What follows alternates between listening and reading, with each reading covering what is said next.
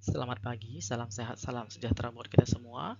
Jumpa lagi pada mata kuliah Analysis and Design of Information System atau Analisa dan Perancangan Sistem Informasi.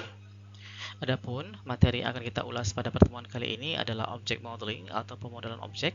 Masih bersama saya, Leon Andretti Abdillah. Assalamualaikum warahmatullahi wabarakatuh. Selamat siang. Salam sehat dan sejahtera buat kita semua. Selamat datang rekan-rekan mahasiswa yang saya cintai dan banggakan dimanapun Anda berada. Semoga selalu dalam keadaan sehat walafiat dan dalam lindungan Allah Subhanahu wa Ta'ala. Amin ya Rabbal Alamin.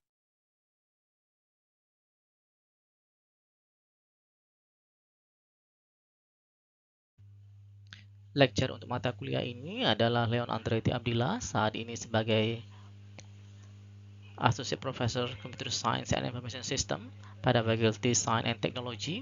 Kemudian juga bertugas sebagai asesor, reviewer, research fellow, dan editor. Asesor BKD di Kemdikbud, kemudian reviewer di Kemdikbud, research fellow INTI International University Malaysia, serta research fellow Tsinghua University Taiwan, dan menjadi editor pada sejumlah international journal dan conference. Mata kuliah yang diasuh antara lain adalah HCI, KMS, CRM, kemudian ada BPP, BPHEM, Databases, Data Structure, ERP, Information System, ITSM, Management Information System, Supply Chain Management, System Analysis and Design, Algoritma and Programming, dan lain-lain. Juga sebagai mentors, ini ada di Pablon, New Zealand, dan Unpad Indonesia. Kemudian ada sebagai consultant, baik di bidang akademik, research, dan community, serta koordinator pada Research Center dan Enterprise System Research Group. Course Description: Analisis dan Perancangan Sistem atau Sistem Analysis and Design merupakan mata kuliah untuk para mahasiswa pada program studi Sistem Informasi Fakultas Sains Teknologi. Mata kuliah ini memiliki bobot 4 SKS. Materi disampaikan bisa secara tatap muka, tatap maya, menggunakan cloud Zoom meeting, atau melalui blended learning e-learning dengan platform Moodle. Mata kuliah ini membahas bagaimana cara menganalisis dan merancang sistem informasi sesuai siklus pengembangan sistem SDLC tertentu, kemudian bisa dibantu dengan alat-alat bantu pemodelan sistem.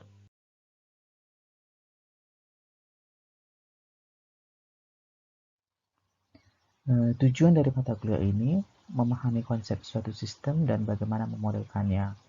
Kemudian juga menjelaskan secara singkat proses sederhana untuk mengembangkan sistem informasi, kemudian mengetahui sistem development life cycle secara umum, dilanjutkan dengan mengetahui kegiatan analisis sistem, kegiatan desain sistem, serta peran dan keahlian seorang sistem analis. Sebelum masuk pada materi object modeling, ada baiknya kita lihat terlebih dahulu sejumlah review yang telah disampaikan pada materi-materi sebelumnya.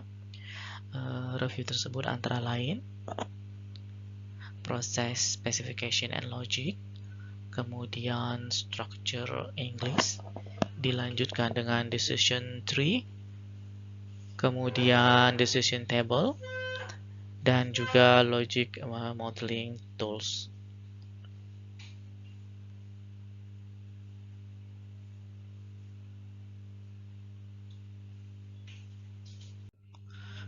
Pada logic modeling ada proses specification and logic ya, yang melibatkan setidak-tidaknya 3 hal ya, yang ada nampak di sini. Kita perhatikan pada suatu DFD dia akan ada proses seperti ini. Di dalamnya itu bisa memiliki spesifikasi dan logik. Dan spesifikasi logik tersebut dapat berupa salah satu dari hal berikut ya. Yang pertama itu adalah structure English atau bahasa Inggris terstruktur.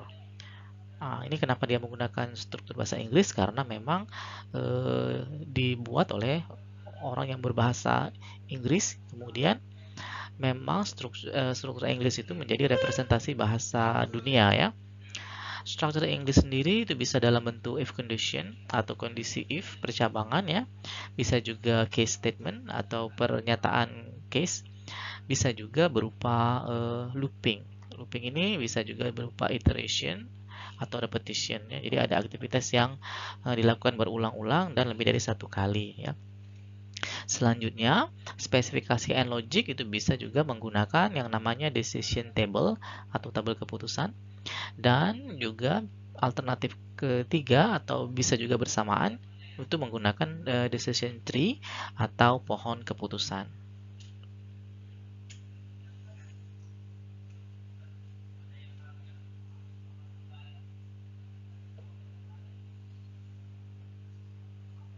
Ada sejumlah convention ya. To write structured English, you may want to use the following convention. Jadi ini yang disimak oleh banyak orang di dunia terkait dengan penulisan structured English. Yang pertama, express all logic in terms of one of these four types. Nah, jadi kita harus bisa menentukan strukturnya ya. Apakah sequential structures, decision structures, case structures, or iteration. Nah, nanti ada contohnya ya. Kemudian use capitalize accepted keywords such as if, then, as, do while, do until, and perform. Jadi kita beri kata capital ya untuk kata-kata kerjanya. Kemudian indent block of statement to show their hierarchy, nesting clearly. Jadi ada percabangan ya.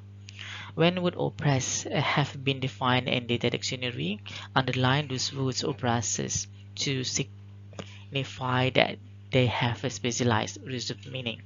Nah, penggunaan underline ya untuk kata-kata yang sudah ditentukan di data dictionary. Kemudian harus hati-hati ketika menggunakan and, or, kemudian juga greater than or equal to, a and b. Nah ya, jadi harus hati-hati menggunakan pilihan-pilihan berikut. Selanjutnya adalah modeling logic with decision table atau pemodelan logika menggunakan tabel keputusan ya. Apa sih tabel keputusan atau decision table? Dia merupakan suatu metric representation of the logic of a decision atau suatu representasi matrik dari logika keputusan. Nah, ini gambarnya ya. Jadi dia ada memiliki dua kelompok kolom ya. Ada kolom condition and action dan ada rules. Kemudian bagian condition dan action terbagi dua, ada kelompok condition dan bagian action. Condition rule-nya akan terdiri atas condition alternatif ya, sedangkan pada action akan terdiri action entries. Decision table specify the possible condition and the resulting action. Jadi dia menspesifikasikan kondisi yang mungkin serta aksi yang dihasilkan dari kondisi tersebut ya. Sangat baik digunakan for complicated decision logic. Untuk logika decision yang complicated, yang rumit ya. Jadi kalau ada sejumlah kondisi itu baik sekali dibuat dengan decision table.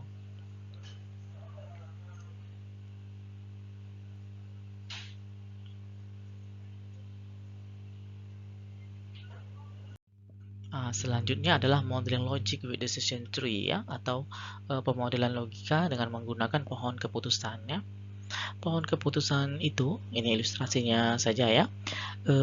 A graphical representation of a decision situation. Dia representasi grafik atas suatu situasi keputusan ya. Decision situation points are connected by arc and terminate in oval ya. Jadi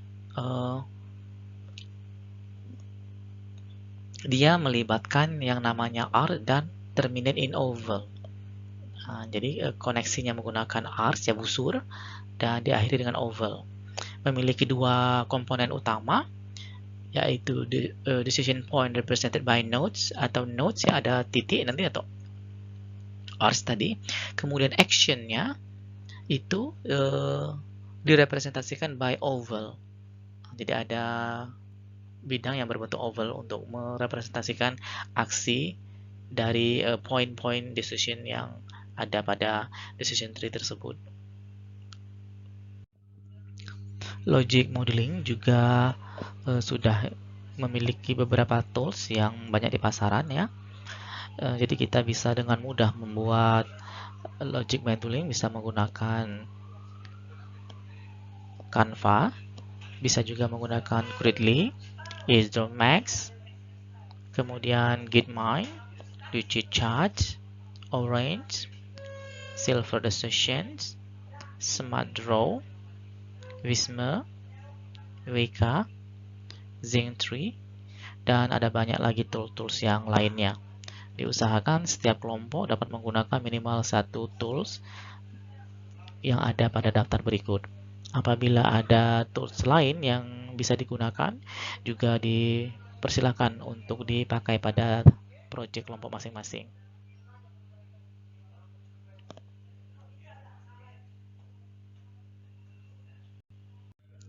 Adapun tujuan pada pertemuan kali ini yaitu memperkenalkan logic modeling, kemudian menjelaskan bagaimana menggunakan struktur English dalam logic modeling. Selanjutnya juga bisa mendeskripsikan penggunaan decision tree untuk merepresentasikan logic modeling. Dan yang ketiga adalah bisa membuat decision table atau tabel keputusan untuk menggambarkan suatu logic modeling.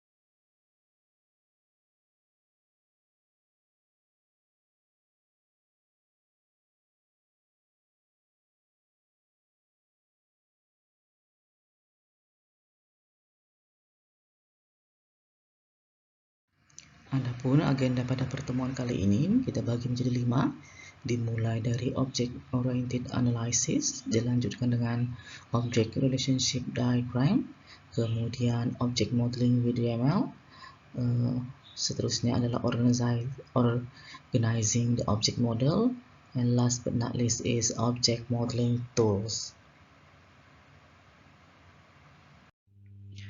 Kita masuk ke introduction ya.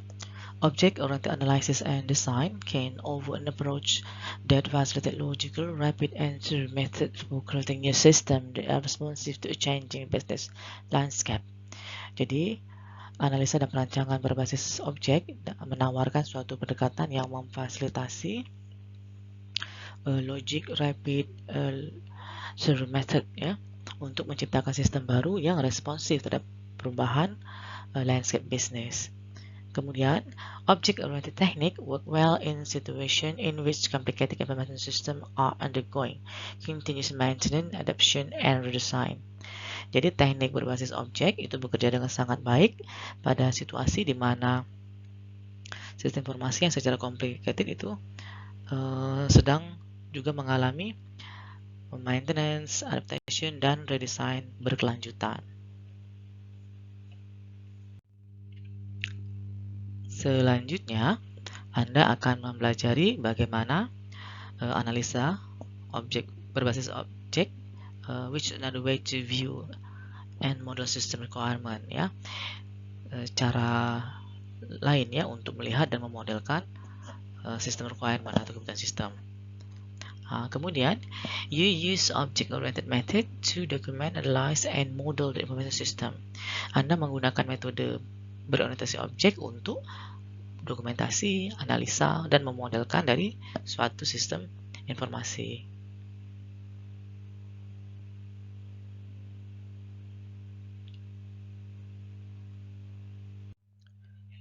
Object-oriented or methodology is popular because it integrates easily with object-oriented programming languages such as Java, SmartTalk, VB.NET, Python, and Perl. Jadi, metodologi berorientasi objek itu sangat populer karena ia sangat mudah diintegrasikan dengan pemrograman berorientasi objek. Bahasa pemrograman berorientasi objek seperti Java, Smalltalk, VB.NET, Python, Perl. Next, programmers also like object-oriented code because it is modular, reusable, and easy to maintain. Jadi lebih lanjut, para programmer itu sangat menyukai pemrograman berorientasi objek karena dia bersifat modular ya, jadi pembagian berdasarkan modul sehingga bisa reusable, bisa digunakan ulang, dan juga konsekuensinya adalah easy to maintain, mudah untuk dirawat apabila codingnya perlu diperbaiki atau di-upgrade. Untuk object oriented analysis ya, describe an information system by identifying a thing called object. Nah, jadi dideskripsikan bahwa sistem informasi itu menggunakan thing yang disebut dengan objek. Suatu objek itu merepresentasikan bisa real world, orang ya, place, tempat, event, kegiatan, atau juga transaksi. Nah, ini contohnya kalau ada appointment to see doctor ya, the patient is an object, the doctor is an object, and appointment itself is object. Nah, itu. Dia juga sangat populer ya digunakan, dan produk akhir dari object analysis adalah object modeling yang merepresentasikan sistem informasi in term of object and concept. Nah, kita lihat overview dari OO analysis ya.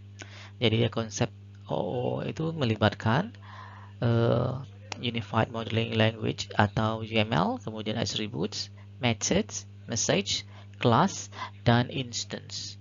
Nah, ini contoh sederhana objek-objek yang terkait dengan otomotif ya.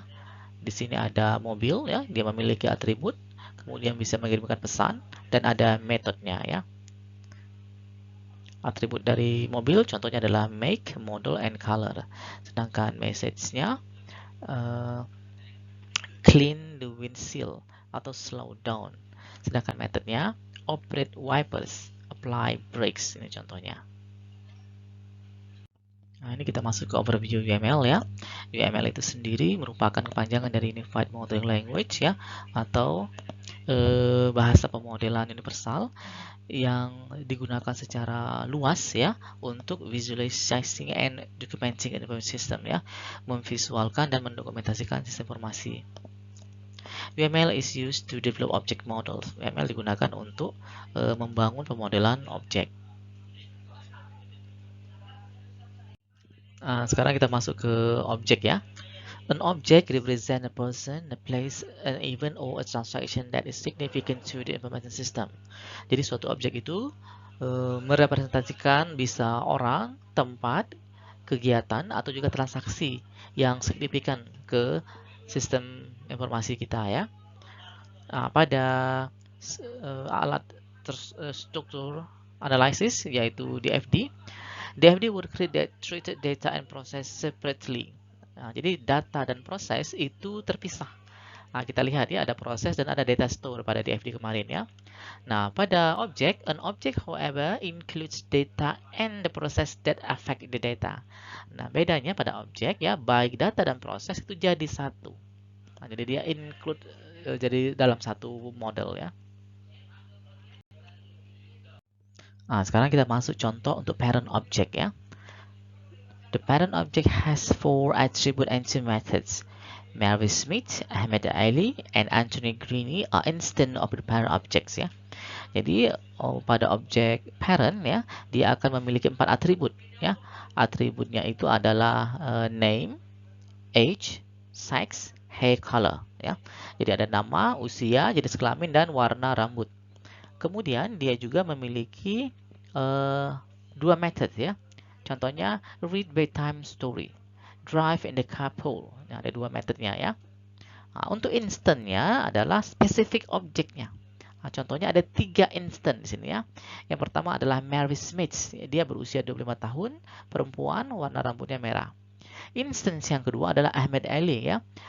Usianya 34, laki-laki, rambutnya berwarna coklat. Sedangkan Anthony Greene usianya 42 tahun, laki-laki, rambutnya berwarna coklat.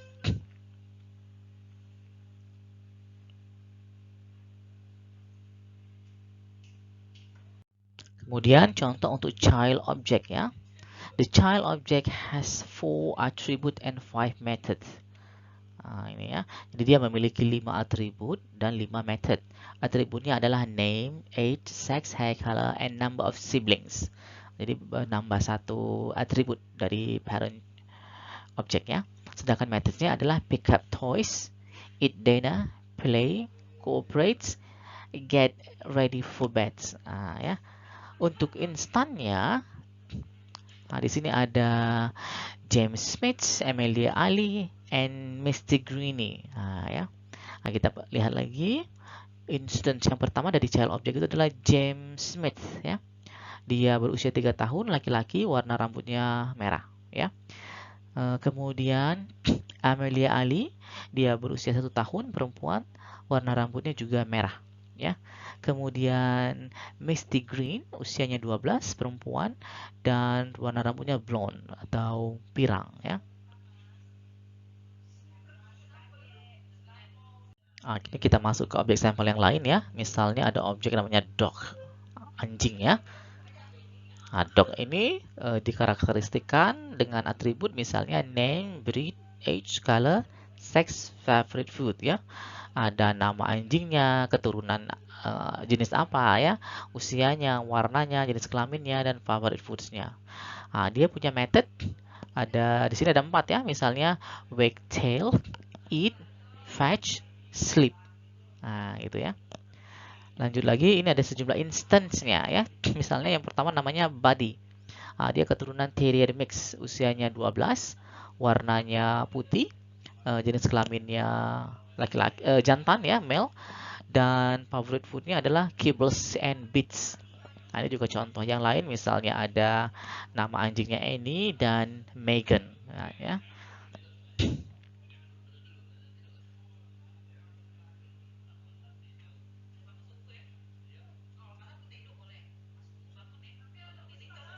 Kemudian ada juga contoh objek sampel yang selanjutnya, misalnya objek student and instructors. Ya. Nah, untuk students, dia atributnya adalah student number, name, address, telepon, date of birth, fitness record, and status. Jadi ini siswa dan instruktur pada fitness, ya. Untuk studentnya itu ada nomor studentnya, nama, alamat, telepon, tanggal lahirnya, catatan fitnessnya, sampai ke statusnya. Sedangkan metodenya di sini ada 6, ya, misalnya add fitness class, drop fitness class, change address, change telepon, change status, dan update fitness record. Jadi dia bisa melakukan ke-6 activity ini. Sedangkan untuk instructor, dia punya instructor number, name, address, telepon, fitness class start, ya. Dia mengajar kelas fitness apa, availability, jadwal yang tidak tersedia, private lesson fee, biaya private-nya, dan statusnya. Metodenya juga ada 6. Teach fitness class, change availability, change address, change telephone, change private lesson fee, dan ke change status.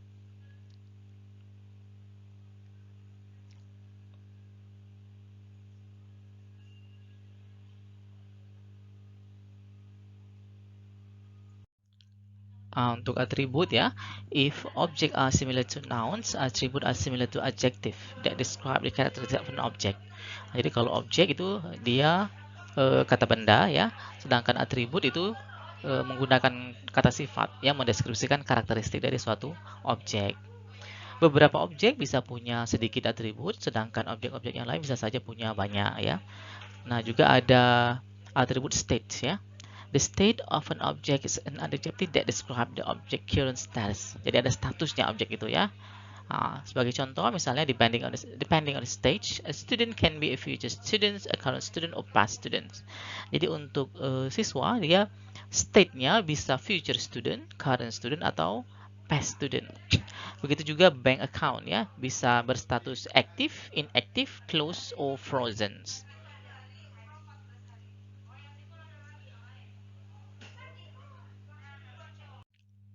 Kemudian baru method, ya, atau metode. An object also has methods, which are tasks or function that the object perform when it receives a message or command to do so. Jadi suatu objek juga memiliki method yang berupa tugas-tugas atau fungsi-fungsi that object perform yang dikerjakan oleh suatu objek ketika ia menerima message atau perintah dan lain sebagainya, ya. A method defines specific tasks that an object can perform. Jadi dia mendefinisikan tugas khusus yang harus dia kerjakan. Kemudian sama seperti objek yang mirip ke nouns dan atribut itu ke adjective, maka method itu dia menggunakan verb yang mendescribe what and how an object does something. Dia mendeskripsikan what and how, ya. Nah, ini untuk sampelnya misalnya ada metode move rise, ya. kentang goreng ya. Ada langkah-langkahnya. Heat oil, panaskan minyak ya. Fill fry basket with frozen potato strip ya. Isi basketnya itu dengan strip kentang beku ya. Lower basket into hot oil, turunkan keranjang yang sudah berisi potato tadi ke dalam minyak panas ya.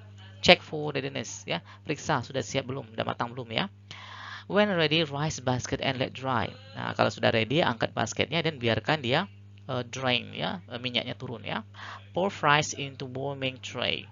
Nah, masukkan ke warming tray, tray yang panas itu ya. Baru add salt. Nah, ini contoh sederhana dari suatu metode untuk namanya more fries.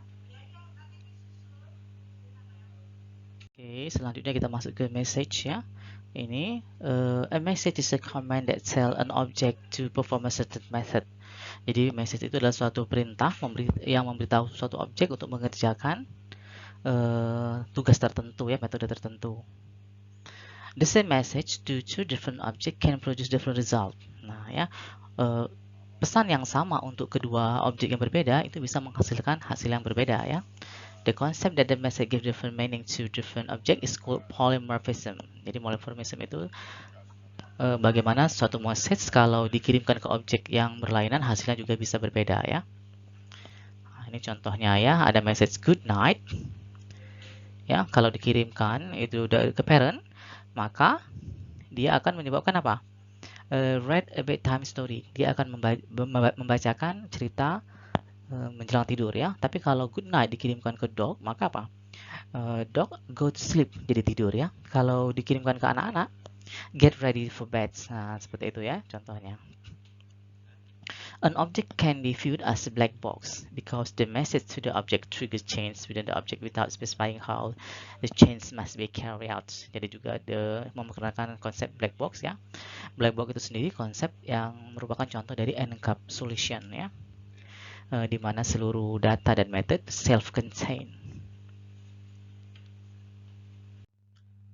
A major advantage of object-oriented design is that system analysts can save time and avoid errors by using model object, and programmers can translate the design into code, working with real program modules that have been tested and verified.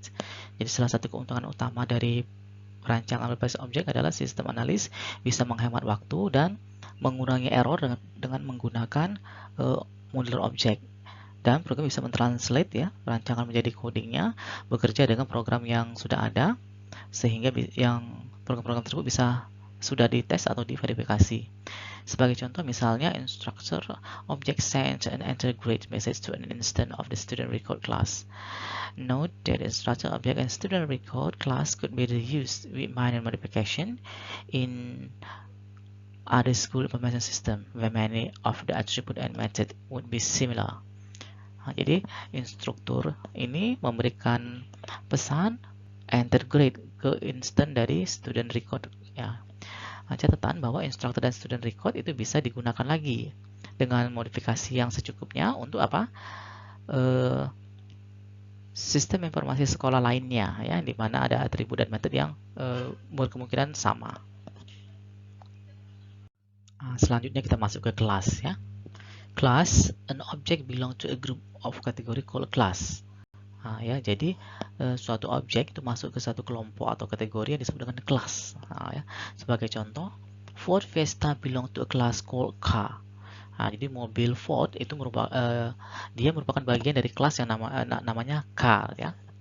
Lanjutnya lagi ada an instance, a specific member of a class. Jadi spesifik anggota dari kelas disebut dengan an instance. Contohnya Toyota Camry, dia merupakan instance dari car. Nah, seperti itu ya. All objects within the class share common attribute and methods, so a class is like a blueprint or template for all the objects within the class. Jadi seluruh objek dengan kelas itu akan membagi atribut dan metode yang sama, sehingga kelas itu mirip seperti blueprint atau template untuk semua objek yang ada dari suatu kelas. Nah, kemudian kelas juga bisa memiliki namanya subkelas atau bagian dari kelas ya. Nah, kita ambil contoh, misalnya ada kelas namanya vehicle, atributnya itu ada make, model, year, weight, and color. Metodenya ada 3, start, stop, dan park. Ini contohnya ya. Nah, kelas vehicle itu bisa memiliki subclass. Nah, yang pertama misalnya kendaraan itu bisa berupa apa? Car, mobil ya, minivan, truck, school bus. Nah, itu ya. Maka car, minivan, truck, dan school bus merupakan subclass dari kelas vehicle. Dan seluruh atribut yang ada pada vehicle, begitupun juga metodenya, itu bisa diwariskan atau dimiliki oleh subclass. Tetapi setiap subclass tertentu bisa saja memiliki atribut sendiri. Misalnya truck, dia memiliki seluruh atribut dari kelas vehicle, tetapi ada tambahan load limit. Begitu juga dengan school bus, dia ada tambahan emergency exit location.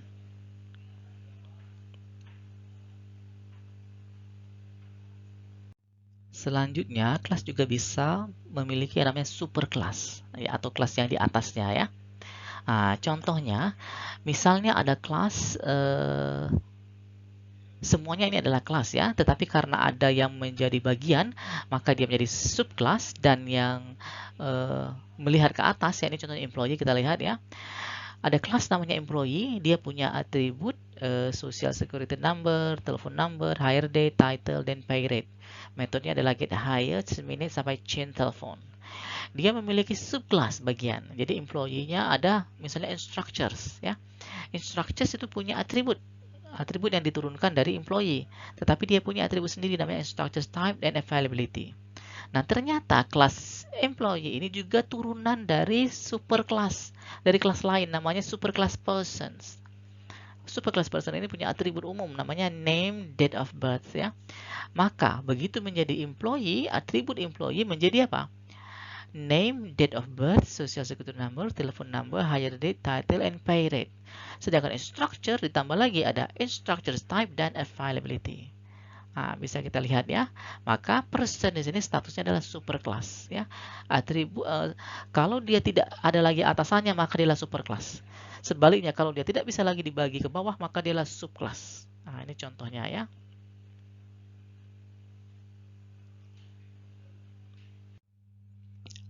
Kemudian relationship among object and classes. Relationship enable object to communicate and interact as they perform business function and transaction required by the system. Jadi hubungan memungkinkan objek untuk berkomunikasi dan berinteraksi di mana mereka mengerjakan fungsi-fungsi bisnis dan transaksi yang dibutuhkan oleh sistem. Some relationships are stronger than others, just as relationship between family members is stronger than one between casual acquaintance. The stronger relationship is called inheritance. Nah, relasi yang paling kuat itu disebut dengan inheritance ya. Nah, ini contohnya ya. Inheritance enable an object called a child to derive one or more of its attribute from another object called parents. Jadi konsep inheritance memungkinkan suatu objek yang disebut dengan child atau anak untuk menerima satu atau lebih dari atribut-atributnya dari another object yang disebut dengan parent. Nah, ya. Untuk contoh, ada inheritance dari parent ke child ya. Misalnya, yang berlaku sebagai parent adalah employee. Employee memiliki atribut social security number, telephone number, hire date, title, dan pay rate. Sedangkan child ada instructors. Instructors ini dia sudah punya, dia akan mewarisi seluruh atribut yang ada dari employee. 1, 2, 3, 4, 5, ini 5 ya. Social security number, telephone number, hire date, title, and pay rate. Namun instructor bisa memiliki atribut spesifik. Contohnya type of instructors. Oke.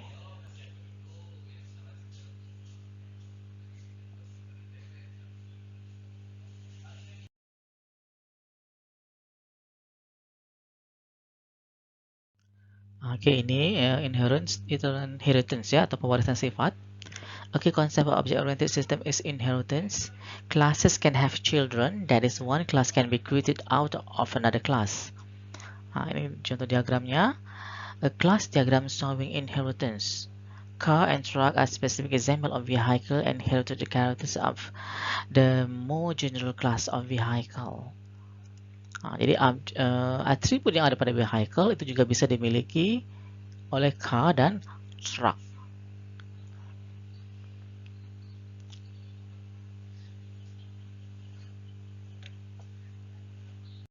Oke, sekarang kita lihat object relationship diagram ya. Nah, ini contohnya ada kelas employee ya. Dia merupakan dia memiliki turunan berupa manager, office staff, or instructors. Nah, ya, jadi employee itu dapat berupa manager, office staff, dan instructors. Kemudian hubungannya lagi adalah managers dia menentukan ya fitness class schedule. Office staff dia mengadministrasi registration record. Instructors memberikan ya slot waktunya ya. Kemudian instructors itu mengajar kelas fitness. Selanjutnya students itu mengambil kelas fitness. Registration record itu menambahkan students. Fitness class schedule itu mendaftarkan sejumlah kelas fitness menjadi registration record. Nah, ini contoh dari relasi objek.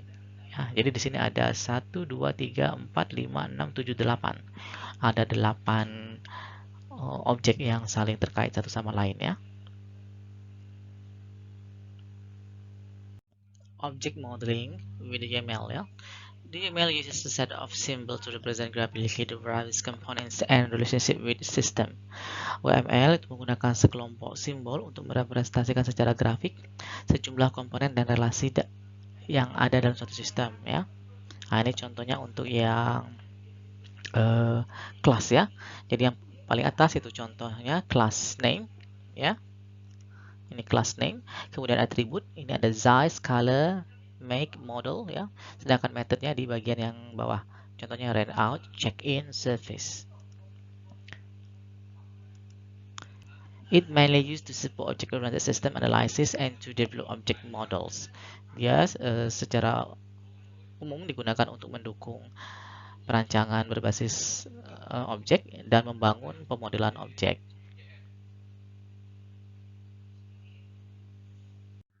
Variable and commonly used UML aspect ya. Jadi ada 6 diagram UML yang paling sering digunakan.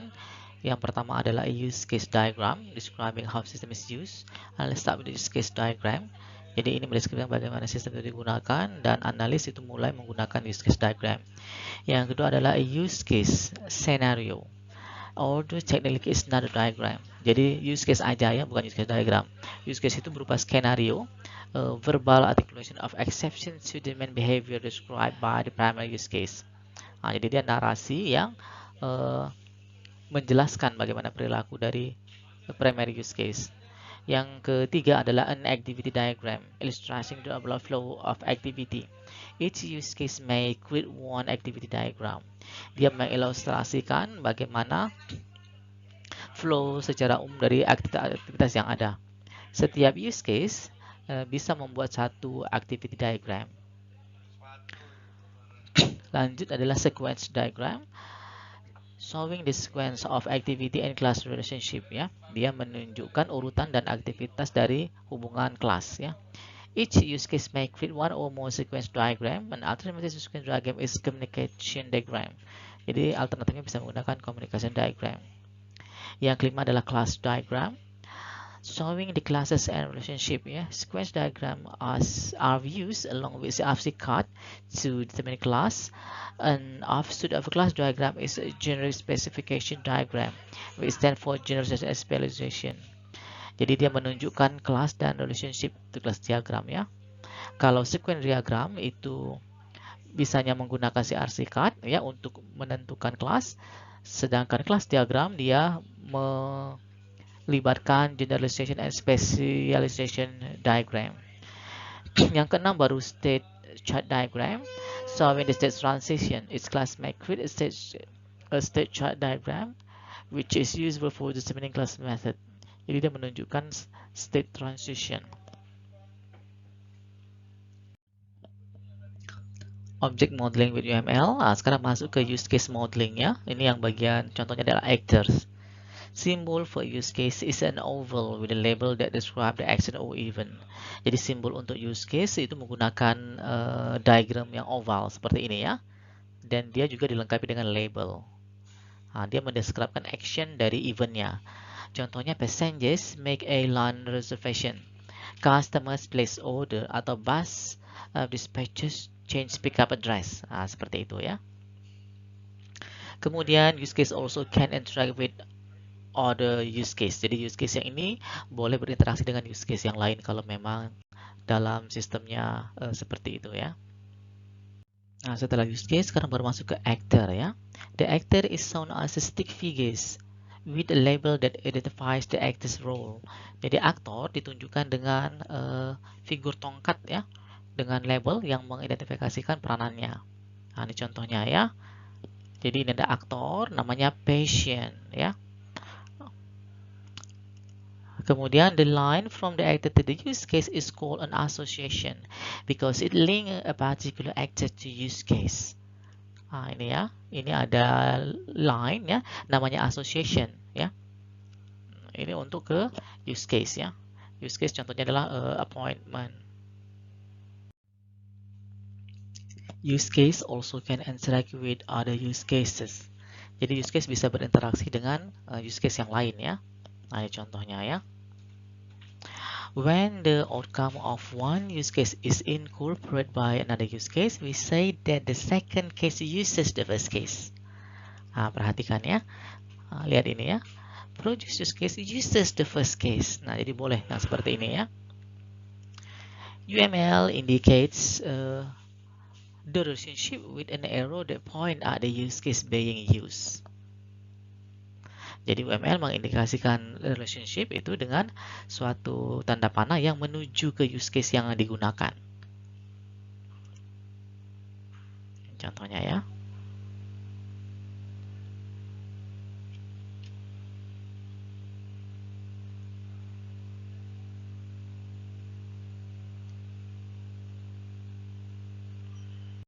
Oke, selanjutnya adalah use case description ya. For each use case, develop a use case description in the form of a table. Nah, ini contohnya. The use case description document the name of the use case, the exact description of the use case, a step-by-step list of the tasks and actions required for successful completion, a description of alternative course of action, precondition, postcondition, and assumption. Nah, ini ya, jadi kita jelaskan ya. Ini use case-nya apa? Add new student namanya ya. Oke, aktornya adalah student or manager, ini description-nya. Nah, ini successful completion-nya, alternatifnya, precondition, postcondition, assumption-nya juga kalau diperlukan boleh ditambahkan.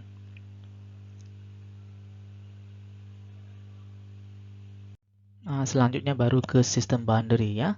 A use case diagram is visual summary of the related use case with a system or subsystem. When use case diagram is created, the first step is to identify the system boundary, which is represented by a rectangle. Nah, ini ya. Jadi rectangle ini itu adalah system boundary-nya.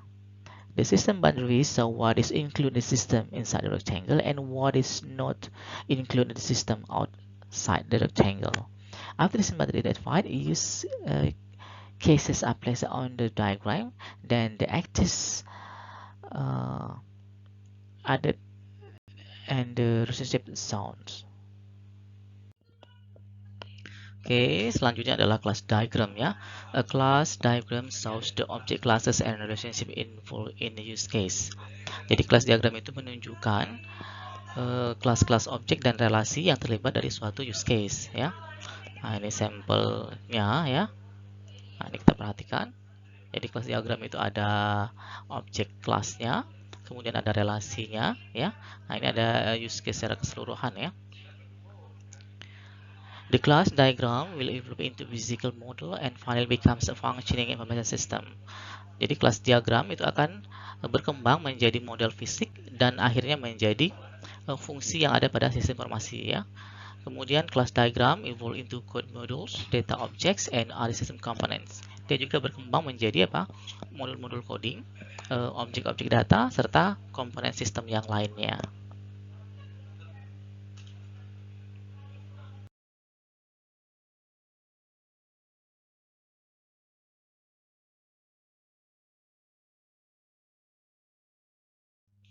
Oke, selanjutnya, the class diagram also includes a concept called cardinality, which describe how instance of one class relate to instance of another class. Jadi class diagram juga memiliki suatu konsep yang dikenal dengan namanya kardinalitas ya, yang mendeskripsikan bagaimana instan dari satu kelas terhubung dengan instan-instan yang ada pada kelas lainnya. Nah, ini contohnya kita perhatikan ya. Kalau dia ada kode seperti ini ya, ada 0 titik-titik star, ini kode notasi dari UML, maknanya adalah zero to many. Nah, contohnya, lihat ini ya, satu instant employee itu bisa memiliki 0 sampai banyak payroll deduction. Nah, gitu ya. Jadi, employee bisa punya no payroll deduction, atau bisa punya banyak deduction. Gitu. Kalau dia 0.1 artinya 0 or 1. Contohnya, satu employee itu bisa memiliki banyak atau satu spouse, ya, itu ya, pasangan spouse itu ya, atau bisa juga hanya one, ya, one and only one. Contohnya office manager, one instant office manager, dia hanya mengepalai sales office satu ya. Sebaliknya ada juga yang one or many, seperti ini ya, satu titik itu star. Contohnya, satu instant order itu bisa terhubung dengan apa? Satu atau banyak item order. Nah, jadi perlu perhatian juga ya kardinalitas ini. Nah, sekarang kita lihat contohnya ya. Figure shows a class diagram for a sale order use case. Jadi ini contoh kelas diagram untuk sales order use case atau use case sales order ya. Note that the sales office has one sales manager who can have anywhere from 0 to many sales representative. Nah, ini perhatikan ya. Jadi sales manager dia bisa memanage ya, satu office ya. Dia kemudian juga bisa memanage satu, bisa 0 atau banyak sales representative. Nah, selanjutnya adalah 0 atau banyak sales representative itu akan di-assign ya ke satu sales office. Each sales representative can have anywhere from 0 to many customers, but each customer has only one sales representative.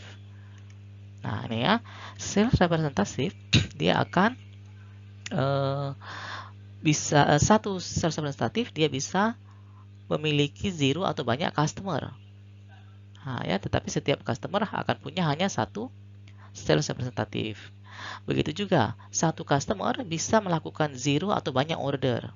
Nah, ya, kemudian 0 atau banyak order itu bisa meliputi satu atau banyak item.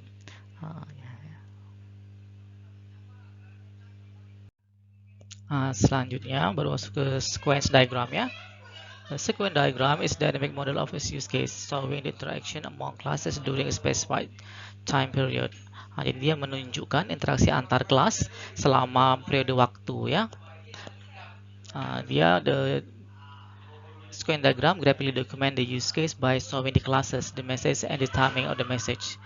Sequence diagram includes symbol that represent classes, life, times, message, and focus. Jadi ada classes, life, time, messages, and focus ya.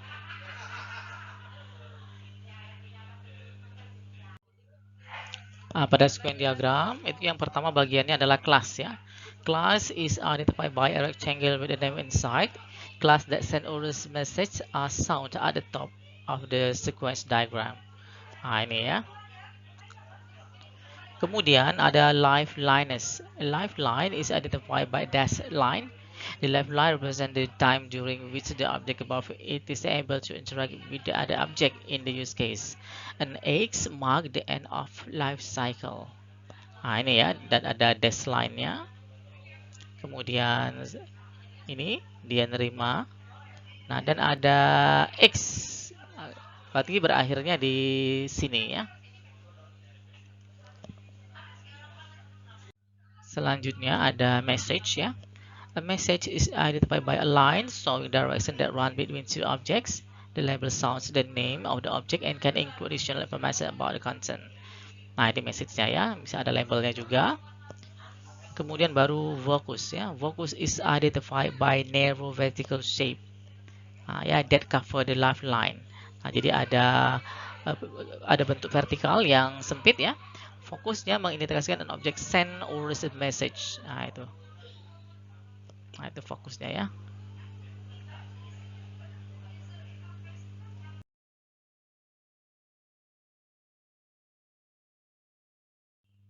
Ini ada contoh untuk sequence diagram ya. Untuk sequence diagram add new student use case ya pada contoh fitness center. Diperhatikan ya. Jadi ada students, dia mengirimkan request untuk fitness class, kemudian di sini akan diperiksa ya. Diperiksa, kalau sudah baru dinotifikasi, baru dia bayar, baru diregister, maka stop. Itu kita kira ya.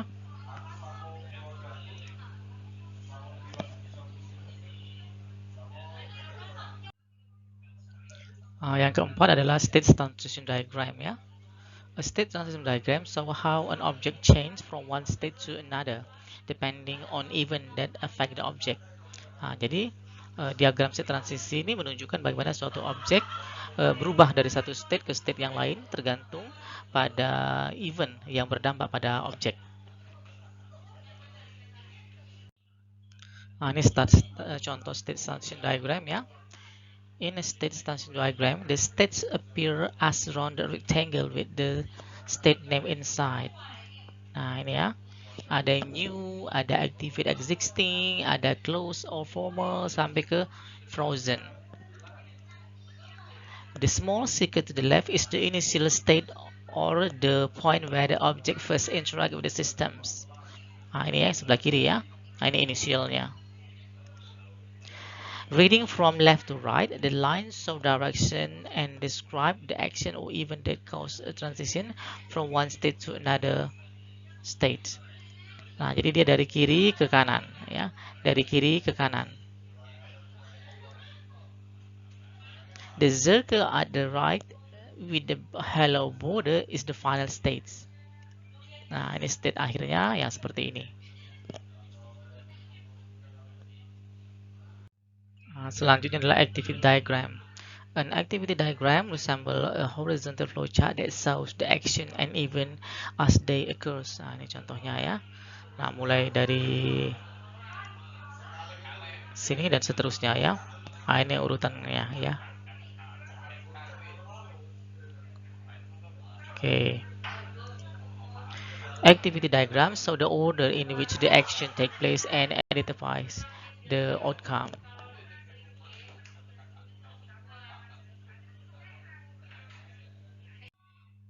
Nah, pada UML, sequence diagram, state transition diagram, and activity diagram itu adalah dynamic modeling tools that can help a system analyst understand how object behave and interact with the system ya. Jadi dia bersifat tool modeling yang dinamik dan bisa membantu analis sistem dalam memahami bagaimana objek berperilaku dan berinteraksi dengan sistem. Case tool ya, object modeling itu membutuhkan banyak tipe diagram untuk merepresentasikan usulan dari sistem. Yang cukup banyak dipakai itu misalnya Visio ya, untuk menggambar saja, tetapi dia lag dalam hal semantik gitu ya. Sangat berguna untuk creating visually pleasing figures, but they have no knowledge of the underlying artifact. Jadi in fact dia nampaknya benar tapi bisa saja incorrect ya, karena apa? Semantiknya kurang pada Visio. Nanti ada sejumlah tools yang ada dan itu bisa membuat UML lebih baik lagi ya. Sekarang baru pengorganisasian object model ya. Use to develop an object relationship diagram that provide an overview of the system ya. Kemudian use to organize your use case and use case diagram so they can be linked to the appropriate class, state transition, sequence, and activity diagram. It is much easier to prepare a diagram now than to change the software later.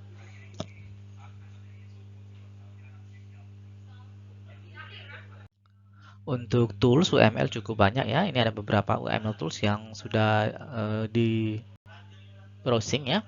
Yang pertama itu adalah Critly, kemudian ada StarGML, selanjutnya ada Umbrello, kemudian UMLit, Hydromax, lanjut ke Altova, kemudian UML Designer, kemudian Ample, selanjutnya ada juga Visual Paradigm, dan Watchstyle UML.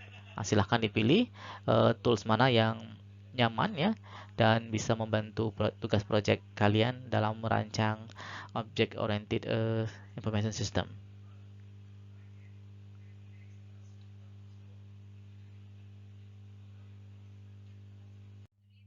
Kita dapat simpulkan ya bahwa objek itu merepresentasikan real people, places, event, and transaction ya. Dia langsung membundling data and process ya. Kemudian object oriented itu melibatkan atribut, method, message, and classes. Atribut itu adalah karakteristik yang mendeskripsikan dari objek, sedangkan method adalah task atau fungsi that the object perform when receive a command to do so ya. Objek bisa mengirim pesan atau perintah yang membutuhkan objek lain untuk mengerjakan tugas tertentu atau metode tertentu. Kelas meliputi objek yang memiliki sejumlah atribut yang sama atau karakteristik yang sama.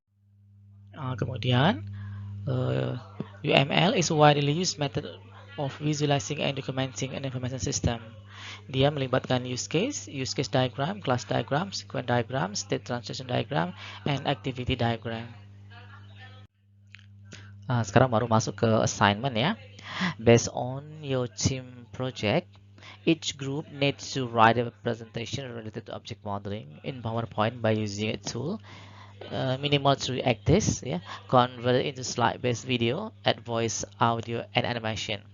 Jadi berdasarkan tema project kelompok masing-masing, setiap grup diminta untuk menulis suatu presentasi terkait dengan pemodelan berbasis objek menggunakan PowerPoint ya, menggunakan salah satu tools. Dalam tools itu minimal terdiri atas 3 aktor ya. Dikonversi menjadi video berbasis slide, tambahkan voice, audio, dan juga animation ya. Disimpan demonya di PowerPoint ya dengan nama this 2022 class 08 ya. Kemudian disimpan di Dropbox, di paste URL dari Dropbox ke submitted URL-nya.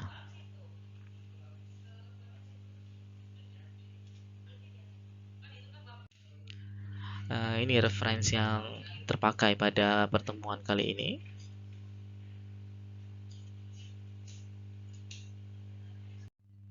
Ada yang terpakai langsung, ada yang dijadikan inspirasi. Oke, baik. Sampai di sini dulu perjumpaan tema pada kali ini. Jangan lupa tetap jaga kesehatan, jaga imunitas. Salam sehat, salam sejahtera selalu. Semoga berhasil dan ketemu lagi pada pertemuan mendatang. Wassalamualaikum warahmatullahi wabarakatuh.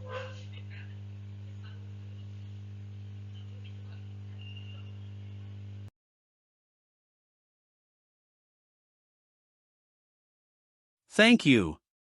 Don't forget to watch, like, comment, share, and subscribe at Leon Abdillah. See you again.